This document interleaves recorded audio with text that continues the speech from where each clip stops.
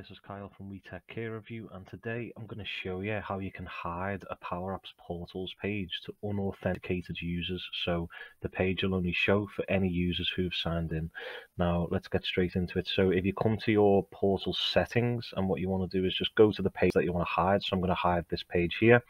And very quick, you can come down to permissions on the right, and if you can see, it says page available to everyone. If you just want to switch this off,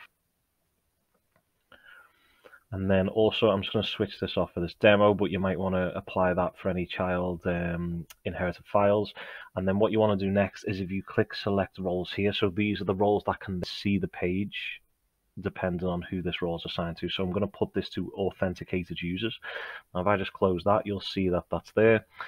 After clicking that, you'll see that that's saved. I'm just going to sync the configuration. Now if I go back to my portal and just refresh it, you'll see that that page is no longer there. Now if I just sign in, I'm just going to sign in with Azure AD.